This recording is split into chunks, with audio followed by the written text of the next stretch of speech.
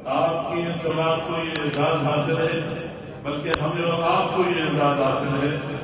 جمعیت علماء کی جب بنیاد رکھی گئی تھی تو اس وقت تمام مکاتب فکر کے علماء اس جماعت کے اس جھنڈے تلے جمع تھے۔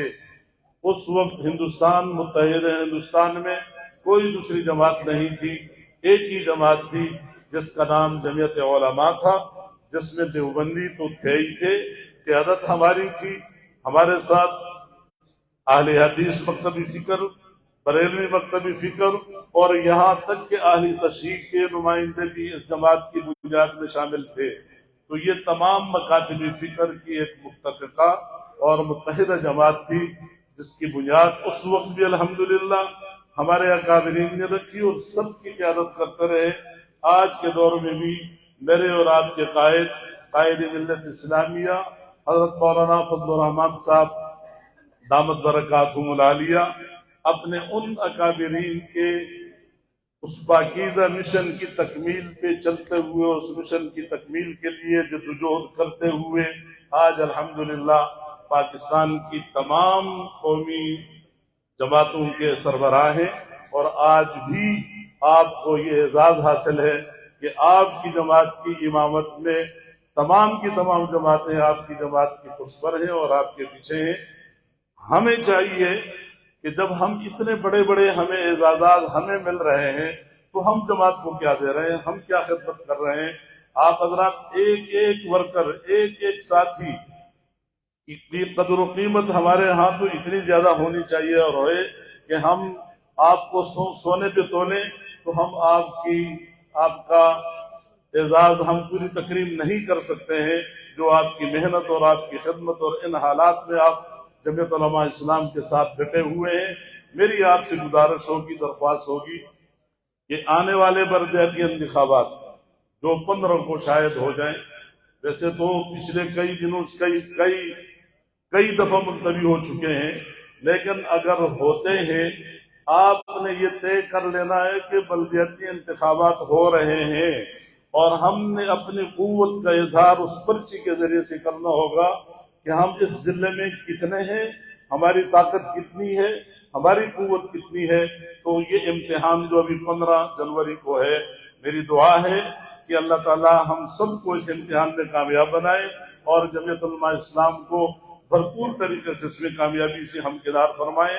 چونکہ زیادہ وقت میں لوں تو مناسب نہیں ہے، میں اپنے مہمان خاص جانشین شہید اسلام علامہ راشد محمود سومرو کا بھی شکریہ ادا کرتا ہوں اور انہیں مبارکباد پیش کرتا ہوں کہ جس طریقے سے وہ جماعت کی میں خدمت کر رہے ہیں، محنت کر رہے ہیں، پورے صوبے میں جماعت کو منظم کر رہے ہیں۔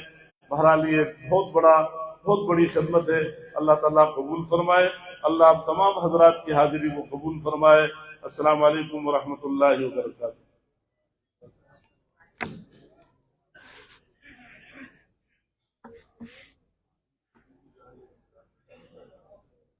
میں دعوت دے رہا ہوں حضرت مولانا حافظ محمد نسیم مینگل صاحب، امیر جمعیت علماء اسلام PS 121 کہ وہ تشریف لائے اور مختصراً اظہار خیال فرمائے۔ حضرت مولانا محمد نسیم مینگل صاحب۔ بسم اللہ الرحمن الرحیم، نحمده ونصلی علی رسولہ الکریم، اما بعد، ان اشکر لی ولوالدی۔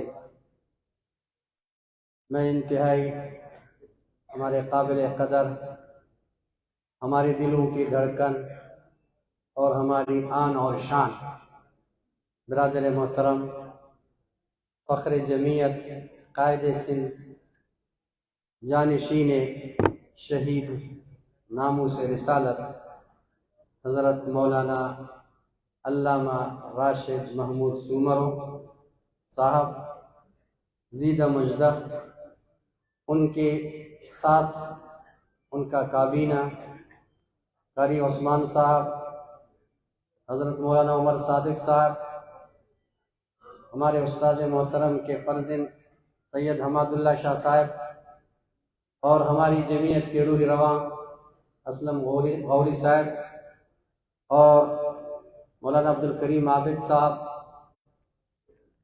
قاری نصیر الدین صاحب، یہ سب ہمارے اور خاص کر کے میرے مشفق اور محسن و مربی ہیں، اور میرے خوشی کے دنوں میں سے آج کا دن میرے لیے باعث فخر بھی ہے اور خوشی بھی ہے۔ ان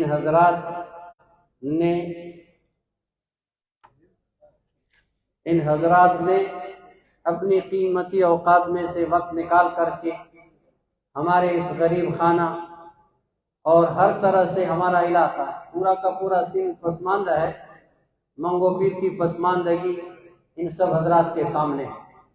ہمیں بھی تقریباً سمجھ لو آدھی سی زندگی، پوری زندگی ہماری یہی گزری، 25 سال ہو چکے ہیں، تو دن بدن ہمارا علاقہ تنزل کی طرف جا رہا ہے۔ آج تک ہم نے ترقی نہیں دیکھی، اور منگو پیر والوں کی بھی یہی دل کی آواز ہے کہ ہم نے آج تک ترقی نہیں دیکھی، شاید مرنے کے بعد، پھر ہماری مرنے کے بعد منگو پیر بن جائے۔ لیکن ان حضرات کا میں تہ دل سے شکریہ ادا کرتا ہوں۔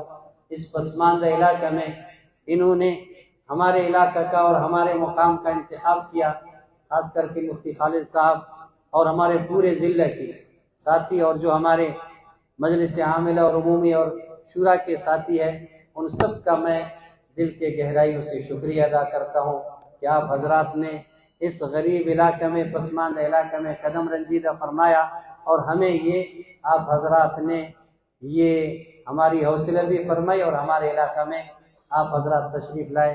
آپ حضرات کا بہت بہت شکریہ، جزاکم اللہ خیر۔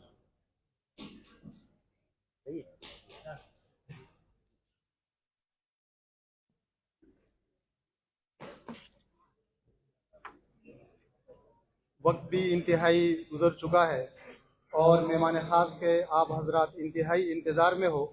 اب میں بہت ہی قریب حضرت کو دعوت دوں گا۔ اس سے پہلے کہ میں حضرت کو دعوت دوں، اب میں مرکزی سیکرٹری اطلاعات محترم جناب محمد اسلم غوری صاحب کو دعوت دوں گا کہ وہ ڈائس پہ تشریف لائے اور اپنے خیالات کا اظہار فرمائے۔ محترم جناب محمد اسلم غوری صاحب، مرکزی سیکرٹری اطلاعات۔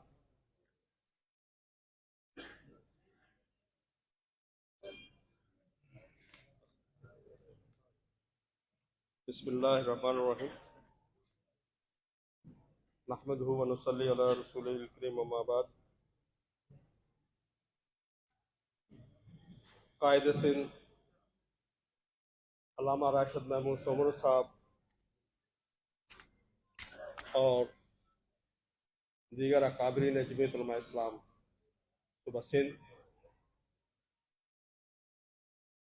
آج آنے کا مقصد بلدیاتی انتخابات ہیں، اور اس کے حوالے سے کہ آج پہلا دن ہے کراچی میں اضلاع کا دورہ۔ میں سمجھتا ہوں کہ اس موضوع پہ خیر حاصل گفتگو ہونی چاہیے، اس لیے میں اپنا وقت بھی علامہ راشد محمود سومرو صاحب کو دیتا ہوں۔ وآخر دعوانا الحمدللہ رب العالمین۔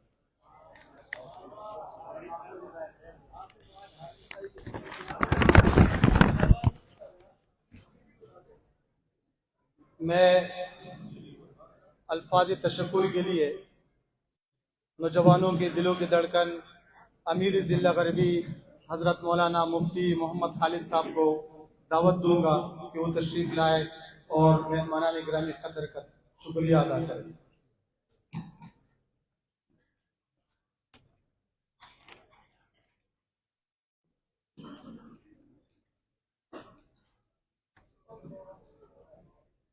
نحمده ونصلي على رسول الكريم، اما بعد، اعوذ بالله من الشيطان الرجيم، بسم الله الرحمن الرحيم، واعدوا لهم ما استطعتم من قوه، صدق الله العظيم۔ جمعیت علماء اسلام ضلع غربی کی خواہش اور ان کی حوصلہ افزائی کو مد نظر رکھتے ہوئے قائد سندھ علامہ راشد محمود سومرو صاحب کا اپنی طرف سے اور جمعیت علماء اسلام ضلع غربی کی طرف سے دل کی عطا گہرائیوں سے شکریہ ادا کرتا ہوں، اور ان کے ساتھ آئے ہوئے مرکزی، صوبائی اور دیگر اضلاع کے امراء اور نظماء کا میں دل کی عطا گہرائیوں سے شکریہ ادا کرتا ہوں کہ انہوں نے مجھ ناچیز پر شفقت کر کے آج کے اس میری دعوت پر لبیک کہتے ہوئے آج کے ہمارے اس اجلاس میں اپنی شرکت کو یقینی بنایا۔ میں لمبی چوڑی باتیں نہیں کروں گا چونکہ ہمارے اکابر تشریف فرما ہے اور ان کو ہم سنیں گے، ان سے ہم نے سیکھا ہے اور ان سے ہم سیکھ رہے ہیں۔ مختصر میں ایک بات عرض کروں گا، جو ہر بار جتنے بھی ہمارے ضلع کا اور تمام یونیورسٹیز کا پی ایس ایس کا جو دورہ ہم کر چکے ہیں، ہر اجلاس میں اور ہر یونیورسٹی کے اجلاس میں وہی ایک بات کر رہا ہوں اور آج بھی اسی کو دہرا رہا ہوں کہ جمعیت علماء اسلام ایک سیاسی اور پارلیمانی جماعت ہے۔ جمعیت علماء اسلام پارلیمانی جد و جہد پر یقین رکھنے والی جماعت ہے۔ جمعیت علماء اسلام بیلٹ کے ذریعے سے اس ملک میں اسلامی نظام لانا چاہتے ہیں، بلٹ کے ذریعے سے نہیں۔ تو میرے بھائیوں دوستو، اگر جمعیت علماء اسلام سیاسی اور پارلیمانی جماعت ہے تو ہم اور آپ نے پارلیمانی اور سیاسی تقاضوں کو بھی اپنانے ہوں گے، چونکہ ہم نے اسلامی نظام کو براستہ ہے اسی پارلیمانی راستے سے ہم جا کر کے اقتدار تک پہنچ کر کے ہم نے اس ملک میں اسلامی نظام نافذ کرنا ہے، تو پھر ہم نے اسی سیاسی تقاضوں کو بھی اپنانے ہوں گے۔ میرے بھائیوں دوستو، اس لیے یہ دور وہ دور نہیں ہے کہ منبر پر بیٹھ کر لوگوں کو ہم فضائل سنائیں گے۔ آج کے دور میں لوگ آپ کے کردار کو دیکھیں گے، لوگ آپ کے کام کو دیکھیں گے۔ جب تک ہم پبلک میں نہ جائیں، جب تک کہ پبلک اور کے مسائل کو نہیں سنیں گے، ان کی ایشوز کو حل کرنے کے لیے سنجیدہ کوشش نہیں کریں گے، تب تک عوام بحیثیت ایک مولوی کی تو ہمارا احترام کرے گا، لیکن سیاسی طور پر کبھی بھی ہمارا اور آپ کا ساتھ نہیں دیں گے۔ اور دوسری بات یہ ہے کہ ہم چونکہ سیاست کر رہے ہیں، ہم یہ دعویٰ بھی کر رہے ہیں کہ جمعیت علماء اسلام کی 100 سالہ تاریخ ایک سیاسی تاریخ ہے۔ تو اس کا مطلب یہ ہے کہ جمعیت علماء اسلام اس خطے میں سیاسی لحاظ سے تمام پارٹیوں سے ایک سینئر جماعت ہے۔ باوجود اس کے میں جمعیت علماء اسلام ہمارے ساتھی مکمل طور پر سیاسی نہیں ہے۔ جماعت تو ہمارے سیاسی کی ہے لیکن ہم ابھی تک سیاسی نہیں بن چکے ہیں، اس لیے اس کا یہ مطلب نہیں سیاسی بننے کا کہ ہم احکام شرعیہ پر کمپرومائز کر لیں، ہم اس کا بھی لحاظ نہ رکھیں، لیکن ہمیں اور آپ لوگوں نے سیاسی بننا ہوگا اور اس میدان کے تقاضوں کو بھی اپنانا ہوگا۔ لوگوں کے مسئلے مسائل کو سن کر ان کے حل کرنے کے لیے جب تک ہم میدان عمل میں نہیں نکلیں گے، یہ لوگ ووٹ ہمیں نہیں دیں گے۔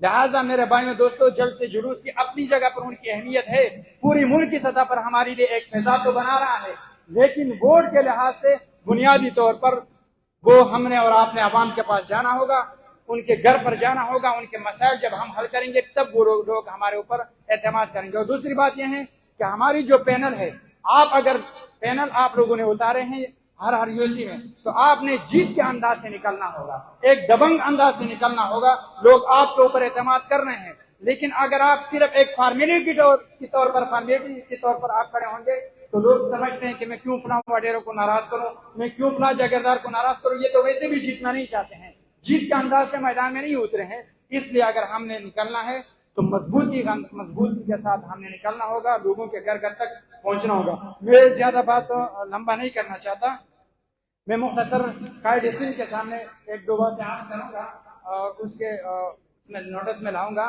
کہ اس وقت جمعیت علماء اسلام ضلع غربی میں تقریباً 21 یونین کونسل پر جمعیت علماء اسلام ضلع غربی نے پینل اتارے ہیں، جس میں ہمارے 54 امیدوار ہیں، 25 کتاب کے نشان پہ لڑ رہے ہیں اور بقایا مختلف تنظیموں کے ساتھ، مختلف پارٹیوں کے ساتھ اتحاد کی صورت میں ان کے نشانات پر ہم لڑ رہے ہیں۔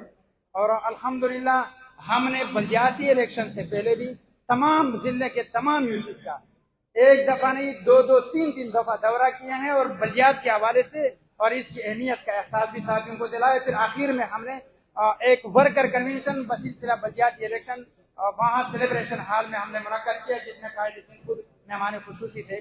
اس کے بعد جب اعلان ہوئے انتخابات کے 2-3 دفعہ ملتوی ہوئے، الحمدللہ ضلع غربی کی جماعت نے، چاہے وہ حلقہ بندیوں کے حوالے سے ہوں یا الیکشن کمیشن کی طرف سے دیگر جو چیزیں ہیں، ہم نے بر وقت ہر یونیورسٹی کو پہنچایا بھی ہے، حلقہ بندیوں کے حوالے سے بھی، اور ہر کاغذات نامزدگی کے جمع کرنے کے وقت بھی جمعیت علماء اسلام ضلع غربی نے ہر موڑ پر ہر یونیورسٹی کا وہ رہنمائی کی ہے اور ساتھ بھی دیا ہے۔ اور ابھی ہم نے چونکہ جمعیت علماء اسلام ضلع غربی کے دفتر کا بھی وہ افتتاح کرنا ہے، میں ایک بات عرض کروں کہ چونکہ ہم ساتھیوں کو کہتے ہیں کہ آپ لوگ پبلک میں جائیں، پبلک کے مسئلے مسائل کو سنیں، لیکن اگر میری یونیورسٹی کا امیر یا سیکرٹری جنرل وہ خود کے الیکٹڈ کے آفس کو انہوں نے نہیں دیکھا ہے،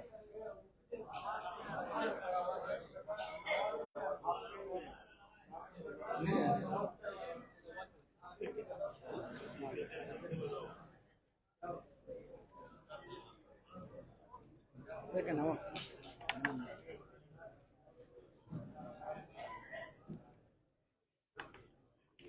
हमने चूँकि हम साथियों से कहते हैं कि आप लोगों के मसले मसाइल उनके हल के लिए कोशिश करें, हमने सोचा कि हम ज़िली सतह पर एक ऑफिस खोल दें।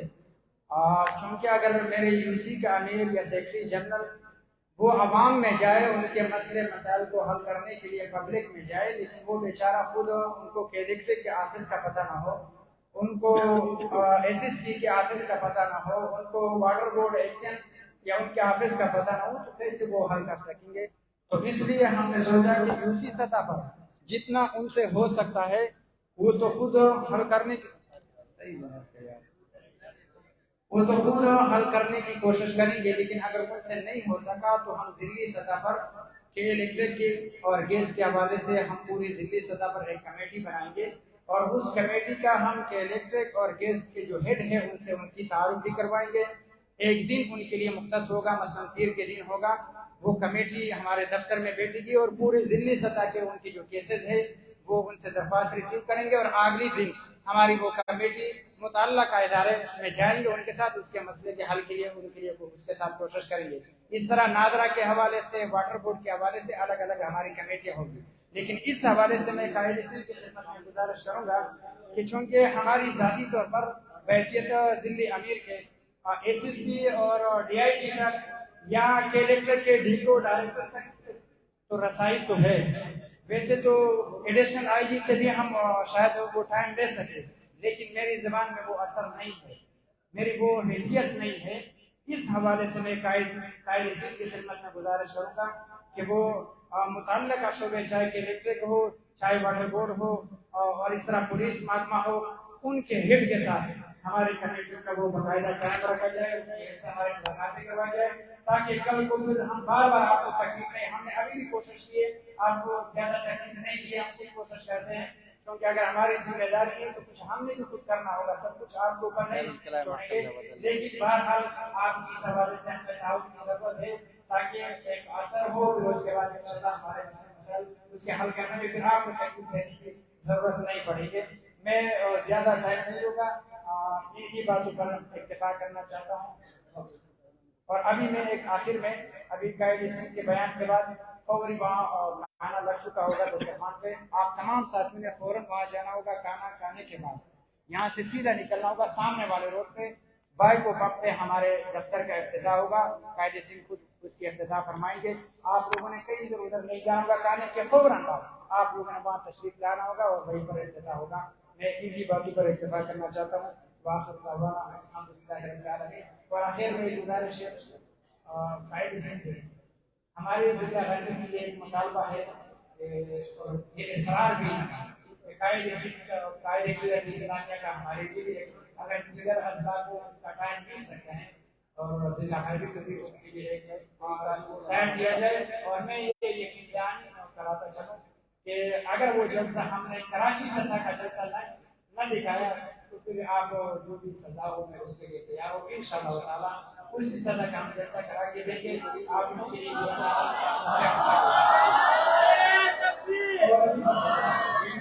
इस बलदियाती इलेक्शन में तमाम साथियों की खिदमत में गुजारिश है, कायदे सिंह ने बिलखुसूस जिला गरबी की वजह से, क्योंकि पिछले जो अंदरूनी सिंध में बलदियाती इंतखाबात हुए, गवर्नमेंट ऑफ पीपल्स पार्टी की तरफ से जो हमारे जमीयत उलमा इस्लाम के साथियों के ऊपर जो मसालिम किए, उस हवाले से कायदे सिंह ने बहुत सख्त स्टैंड लेने का इरादा था, लेकिन कराची जमात की वजह से बिलउमूम और जिला गरबी की वजह से बिलखुसूस उन्होंने वो अपना इरादा छोड़ा है।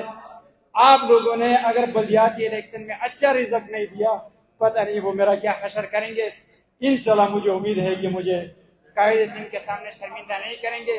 जो हमने उनको बताया है कि इंशाल्लाह जिला गरबी पूरी सिंध में इंशाल्लाह जिला गरबी इंशाल्लाह पहली फर्स्ट नंबर पे आएंगे और एक अच्छा रिजल्ट देंगे इंशाल्लाह, इसकी कोशिश करेंगे।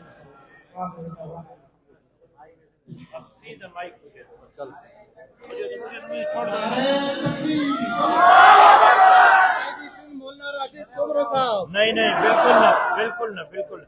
ایک تو اجلاس میں نعرے لگائے نہیں جاتے بھائی، میں اجلاس میں ہوں.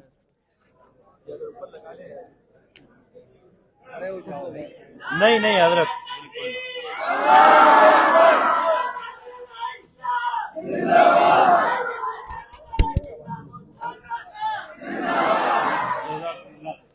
تشریف رکھیں.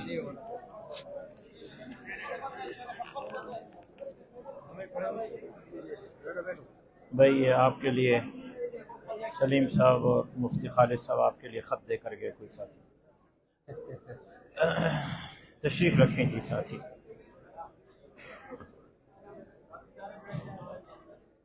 الحمد للہ رب العالمین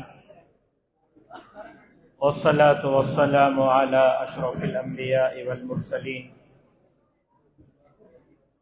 وعلى آلہ الطیبین واصحابہ الطاہرین. قال اللہ تبارک وتعالی فی القرآن المجید والفرقان الحمید. بسم اللہ الرحمن الرحیم.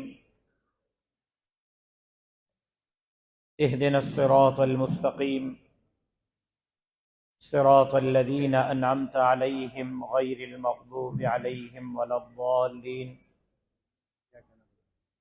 وقد قال النبی صلی اللہ علیہ وسلم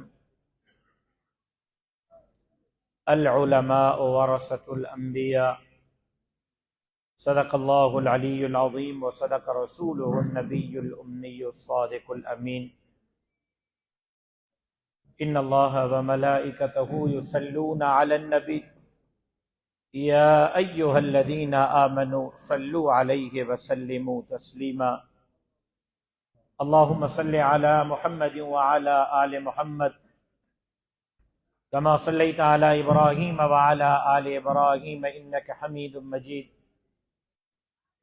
اللہم بارک علی محمد وعلی آل محمد کما بارکت علی ابراہیم وعلی آل ابراہیم انک حمید مجید.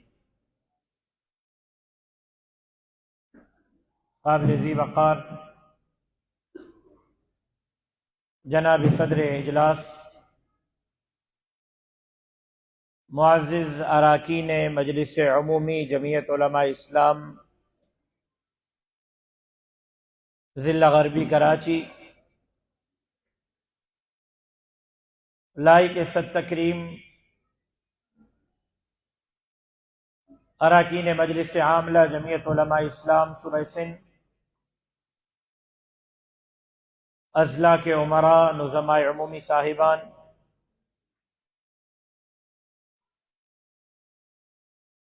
میں سب سے پہلے تو میزبان مکرم حضرت مولانا نصیب مینگل صاحب کا اور ضلع غربی کی مجلس عاملہ کا دلی طور پر مشکور ہوں کہ انہوں نے ہمیں یہاں آج عزت بخشی، مان بخشا. مفتی خالد صاحب نے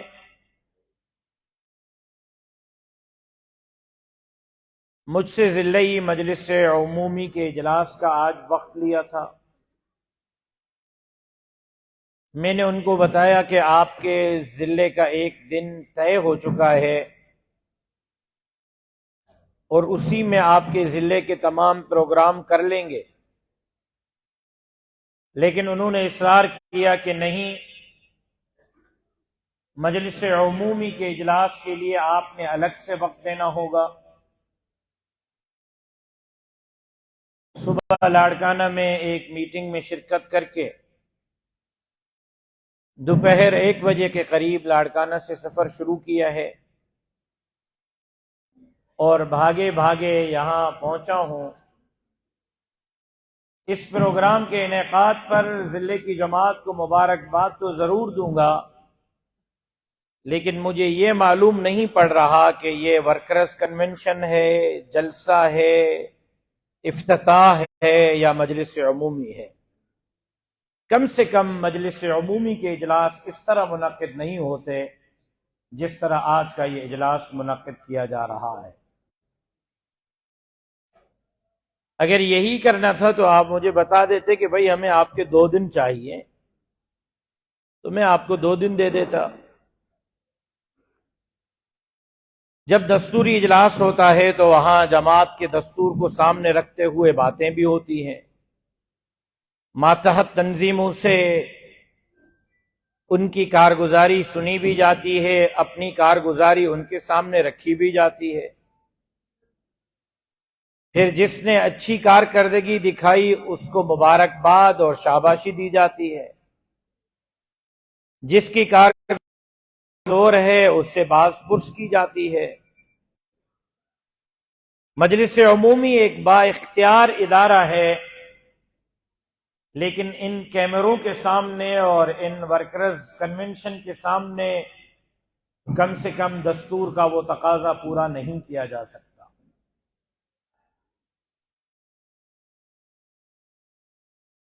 میرے ساتھیوں نے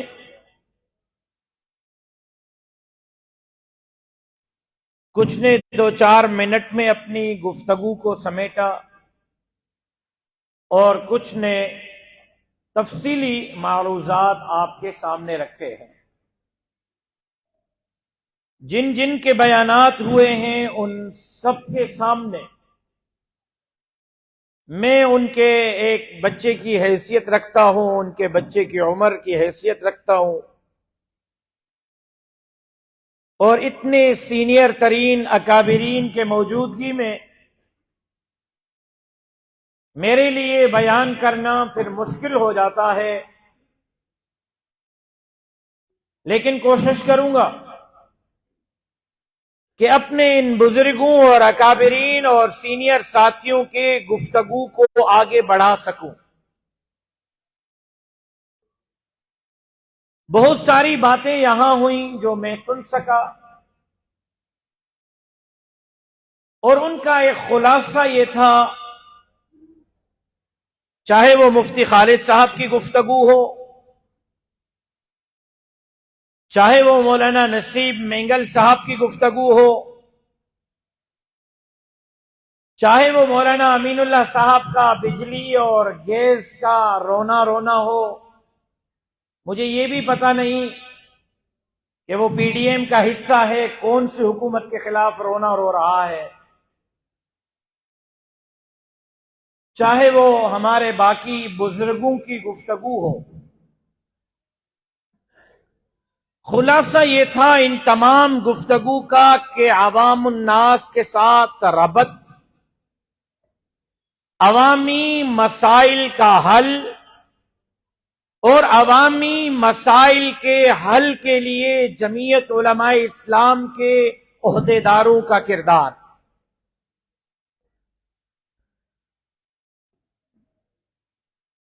یہ ہماری بدقسمتی رہی ہے، کم سے کم مذہبی طبقے کی، مولوی طبقے کی، دیندار طبقے کی،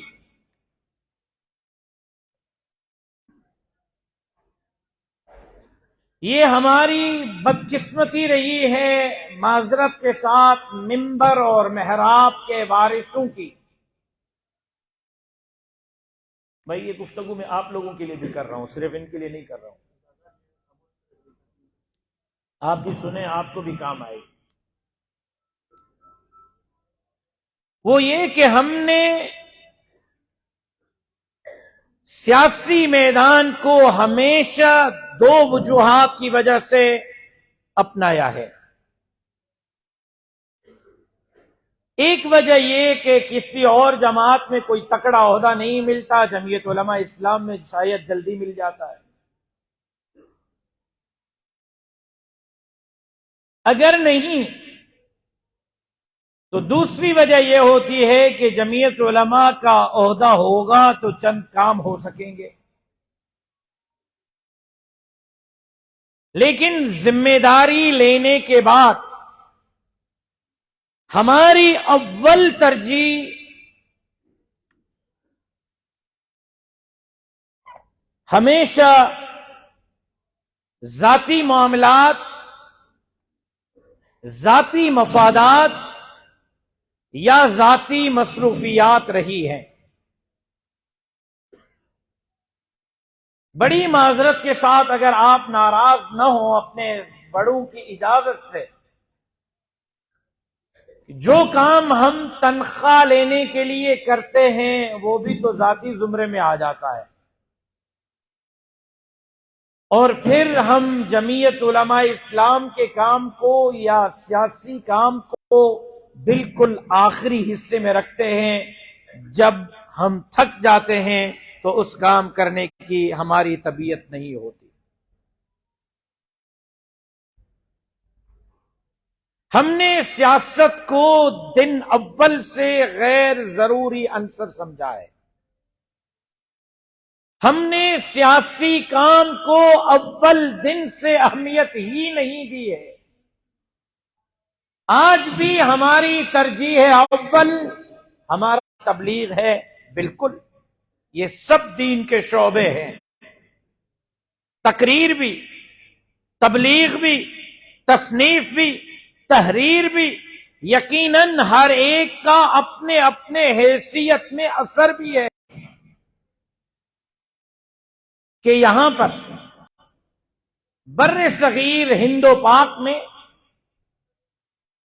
مغلوں کی سلطنت ہے، مغل امپائر کھڑا ہے اور بادشاہت کا نظام ہے۔ ذرا میں توجہ چاہتا ہوں آپ کی، وہ زوال پذیر ہو رہی ہے۔ یہاں برٹش امپائر کے ہاتھوں سلطنت ایک زوال پذیر ہو رہی ہے، اور وہاں خلافت عثمانیہ زوال پذیر ہو رہی ہے، لیکن آپ نے دیکھا دونوں زوال پذیر ہو گئے۔ وہاں جہاں اسلام کی حکومت تھی وہ گری ہے، تو مسجد کو تالا، مدرسے کو تالا، داڑیاں منڈوائی گئیں، پگڑیاں اتروائی گئیں، ماؤں بہنوں بیٹیوں کے سروں سے عبائے تو اپنی جگہ دوپٹے اتروا کر پھینکوا دیے گئے، اذان پر پابندی، نماز پر پابندی، یہاں تک کہ قرآن مجید گھروں میں دکانوں میں رکھنے پر پابندی، ٹرکوں کے ٹرک بھروا بھروا کر قرآن مجید ترکی کے دریاؤں میں پھینکوائے گئے۔ اور کتنے عرصے تک یہ نظام چلتا رہا، کتنے عرصے تک یہ نظام رائج رہا، لیکن یہاں ایک سلطنت زوال پذیر ہوتی ہے، لیکن نام ہے کہ مسلمانوں کی سلطنت ہے، مسلمان اس کا بادشاہ اور حکمران ہے، اور جب وہ انگریز کے ہاتھوں زوال پذیر ہوتی ہے تو مقابلے میں یہاں پہ جواہر لال نہرو بھی کھڑا ہو جاتا ہے، یہاں پر سکھ بھی کھڑے ہو جاتے ہیں۔ لیکن اگر بر صغیر کی تاریخ پر آپ نظر کریں تو آپ کو شاہ عبد العزیز سے لے کر حضرت نانوتوی سے لے کر حضرت مفتی کفایت اللہ دہلوی سے لے کر حضرت مولانا عبید اللہ سندھی سے لے کر آپ کے اس سندھ کے اندر مولانا تاج محمود امروٹی سے لے کر کھڈا والے مدرسے تک آپ کو تمام علماء انگریز کے خلاف صف آرا میں نظر آئیں گے، ان کے خلاف جہاد کرتے ہوئے نظر آئیں گے۔ اس کی بنیادی وجہ یہ تھی کہ ترکی سلطنت میں وہاں کے علماء نے تبلیغ کو، تحریر کو، تصنیف کو، تقریر کو، ہر میدان کو سنبھالا، اور انہوں نے چھوڑ دیا تو سیاسی میدان کو چھوڑا۔ لیکن یہاں کے علماء نے جہاں تبلیغ کو مضبوطی سے پکڑا، جہاں تصنیف کو مضبوطی سے پکڑا، جہاں تدریس کو مضبوطی سے پکڑا، وہی انہوں نے سیاسی میدان کو بھی مضبوطی سے پکڑا، اور اس کا نتیجہ یہ نکلا کہ حضرت شیخ الہند کے قیادت میں، ہمارے اکابر علماء دیوبند کے قیادت میں صرف مسلمان نہیں لڑ رہے تھے، صرف دیوبندی بریلوی شیعہ نہیں لڑ رہے تھے، بلکہ بر صغیر کے ہندو بھی لڑ رہے تھے، بر صغیر کے سکھ بھی لڑ رہے تھے، اور ان کی قیادت دارالعلوم دیوبند کے اکابرین کر رہے تھے۔ یہ سیاسی میدان تھا جس کی وجہ سے بالکل نعرے پہ پابندی ہے، یہ جلسے میں لگائیں گے، بالکل یہ اکابر علماء کی۔ پھر کہا جاتا ہے جی سیاست، میں نے ہمیشہ کہا ہے کانت بنو اسرائیل تسوسهم الانبیاء کلما ہلک نبی خلفہ نبی۔ پھر جناب رسول اللہ صلی اللہ علیہ وسلم کی حدیث مبارکہ 30 سالہ دور خلافت رہے گا. جناب ابو بکر صدیق کا وقت، جناب فاروق اعظم کا دور خلافت، جناب عثمان ذی النورین کا دور خلافت، جناب حیدر کرار کا دور خلافت اور جناب حسن مجتبیٰ کے 6 مہینے دور خلافت. 30 سال پورے ہوتے ہیں. یہ 30 سالہ دور حکومت سیاست محمد مصطفیٰ کی جھلک نہیں تو اور کیا ہے. لیکن آج جمادی الثانی کا مہینہ چل رہا ہے. ماشاءاللہ یہاں سے میرے علماء شروع کریں گے 4 جمعوں پر، یوں یہ سارے میرے علماء یہاں تک سارے علماء اس جمادی الثانی میں حضرت صدیق اکبر تو بڑھ چڑھ کر جمعے میں بیان کریں گے. آدھے گھنٹے کا، 40 منٹ کا، ایک گھنٹے کا بیان کریں گے. لیکن مجال ہے کہ کوئی مولوی مطالعہ کر کے آئے اور صدیق اکبر کا دور خلافت عوام کے سامنے رکھے. غار کی یاری رکھتے ہیں، سب سے پہلے اسلام قبول کرنا رکھتے ہیں، مال لا کر حضور کے قدموں کے قانون کے نفاذ کو علماء اکرام عوام کے سامنے کیوں نہیں رکھتے؟ جب آپ عوام کے سامنے صدیق کا دور خلافت نہیں رکھیں گے، فاروق کے خلافت کے دور کے فیصلے نہیں رکھیں گے، عثمان ذی النورین کے دور کے فیصلے نہیں رکھیں گے، حیدر کرار کے دور کے فیصلے نہیں رکھیں گے، جب آپ عوام کے سامنے حسن مجتبیٰ کا عظیم فیصلہ نہیں رکھیں گے تو عوام کہاں سے سیاست سے وابستہ ہوگی؟ عوام تو سمجھے گی کہ سیاست جھوٹ کا نام ہے، فراڈ کا نام ہے، سیاست لٹیروں وڈیروں خانوں اور نوابوں کا نام ہے. رب محمد کی قسم یہ ان کی وراثت نہیں ہے، یہ علماء اکرام آپ کی وراثت ہے. اگر اس وراثت کو آپ نے نہیں سنبھالا تو آپ کا حشر بھی وہی ہوگا جو کسی زمانے میں خلافت عثمانیہ کے زوال کے بعد وہاں ہوا. آپ کو اپنے سیاسی میدان کو اولین ترجیح پر رکھنا ہوگا. آپ کو سیاست عبادت سمجھ کر کرنی ہوگی، ورنہ آج حشر آپ کے سامنے ہے. آج ہم سے پوچھا جاتا ہے اسلام کب آئے گا، اسلامی نظام کب آئے گا، اسلامی نظام کب نافذ ہوگا. بابا یہ سوال تو ہم سے تب پوچھو نا جب 70 سالوں میں یہ چیز آپ ہمارے حوالے کرو.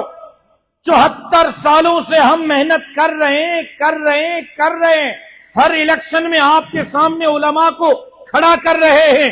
اب بھی بلدیاتی انتخابات سامنے اور آج ہم اس کی تیاریوں کے سامنے کھڑے ہوئے ہیں. آپ بتاؤ کہ اس میدان میں آپ نے ہمارے علماء پر کتنا اعتماد کیا ہے، ان کے لیے کتنی محنت کی ہے. ہاں آپ علماء کو اسمبلی میں لاؤ، 2/3 اکثریت دو، اس کے بعد اگر اسلام کے منافی، قرآن کے منافی کوئی قوانین بنے تو ہم آپ کے جوابدار ہیں. ووٹ آپ دو وڈیروں، نوابوں، سرداروں، سرمایہ داروں کو. آپ مدد ان کی کریں اور جواب ہم سے پوچھیں. ہم آپ کے جواب دینے کے پابند نہیں ہیں. آپ ہمارے جواب دینے کے پابند ہیں کہ آپ نے عالم کے مقابلے میں جاہل کو کیوں آگے کیا، آپ نے عالم کے نمائندے کے مقابلے میں سیکولر اور لبرل جماعت کے نمائندے پر کیوں اعتماد کیا. اور جمعیت علماء اسلام عالم کی اور مسلمان کی لاش لٹکی ہوئی تھی. کیا جس نعرے پر ایک ماں بہن اور بیٹی کے ساتھ 100 بندوں نے اجتماعی زنا کی، وہ نعرہ حقیقت پر تھا یا جھوٹ پر تھا کہ پاکستان کا مطلب کیا؟ لا الہ الا اللہ. 74 سال گزر گئے، اس ملک کے اندر لا الہ الا اللہ کا نظام کیوں نافذ نہیں ہوا؟ پاکستان کا عوام آج بھی پوچھنا چاہتا ہے. اگر جمعیت علماء ہند کا کردار نہ ہو، اگر حضرت نانوتوی کے شاگردوں کا کردار نہ ہو تو یہ بر صغیر کی آزادی کی تحریک مکمل نہیں ہو سکتی. یہ بر صغیر کے علماء کا کردار ہے. اگر آپ علماء کے کردار کو نکالیں گے آپ کی آزادی کا فلسفہ اور آپ کی آزادی کی تحریک مکمل نہیں ہو سکتی. لیکن اس کے بعد آپ بزرگوں سے جا کے پڑھیں، ان سے تاریخ کا مطالعہ کروائیں نوجوانوں اور پڑھو. پھر ایک نعرہ دیا روٹی کپڑا اور مکان کا. کیوں نعرہ دیا؟ کس نے دیا اور کس کے مقابلے میں دیا؟ اگر آپ اٹھائیں، علماء کی تحریک تھی، علماء کی تحریک زور شور پہ چل رہی تھی. پاکستان کے عوام نے علماء کے آواز پر لبیک کہا، خطرہ لاحق ہو گیا. کہ کہیں اس ملک کے اندر ملا نہ قابض ہو جائیں۔ مولویوں کی تحریک کو سبوتاژ کرنے کے لیے پھر ایک جھوٹا نعرہ دیا گیا، پھر اس کے بعد قرض اتارو ملک سنوارو کا نعرہ، پھر اس کے بعد مدینے کی ریاست، ایاک نعبد و ایاک نستعین، امر بالمعروف کا نعرہ۔ 70 سال سے صرف قوم کو جھوٹ پہ جھوٹ دیا گیا ہے، اور ہم کیا چاہتے ہیں؟ اللہ کی دھرتی پر اللہ کا نظام، ہر ظالم سے بغاوت، ہر مظلوم کی حمایت، بلا تفریق پوری انسانیت کی خدمت۔ جب اب سیلاب آپ کے سروں سے گزرا ہے، حال ہی میں سندھ کے 23 اضلاع پانی سے ڈوبے ہوئے تھے، میں دعوے سے کہتا ہوں، مسجد میں ہوں، باوضو ہوں، ہر تنظیم نے اپنے اپنے بندوں کو بلا کے کہا یہ لو یہ لو یہ لو یہ لو، اور باقاعدہ پوچھا جا رہا تھا بہت سارے راشن کے ٹرک دیتے ہوئے، ہماری تنظیم کے ہو یا نہیں ہو، جاؤ ضلعی صدر سے لکھوا کے آؤ، جاؤ پی ایس کے صدر سے لکھوا کے آؤ، جاؤ ایم پی اے اور ایم این اے سے لکھوا کے آؤ۔ اگر ان صورتحال میں بھی 23 اضلاع میں بلا تفریق کون جمعیت کا کارکن ہے، کون پیپلز پارٹی کا کارکن ہے، کون مسلم لیگ کا کارکن ہے، کون پی ٹی آئی کا کارکن ہے، یہاں تک کہ کون مسلمان ہے، کون ہندو، سکھ اور عیسائی ہے، اگر بلا تفریق کسی جماعت نے خدمت کی ہے تو اس جماعت کا نام جمعیت علماء اسلام ہے۔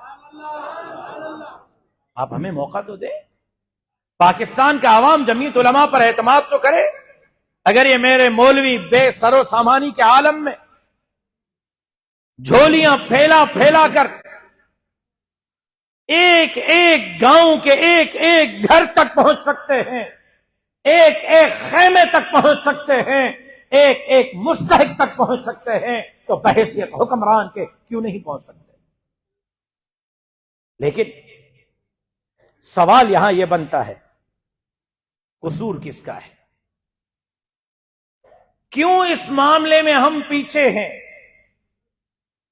اگر ہم جواب ڈھونڈیں، اپنے اوپر چادر اور رومال ڈالیں اور اپنی خود احتسابی کریں تو جواب یہ ملے گا بحیثیت رکن مجلس عمومی کے کہ اس معاملے میں سب سے پہلے اگر کوئی قصوروار ہے اور سب سے بڑھ کر کوئی قصوروار ہے تو میں خود ہوں۔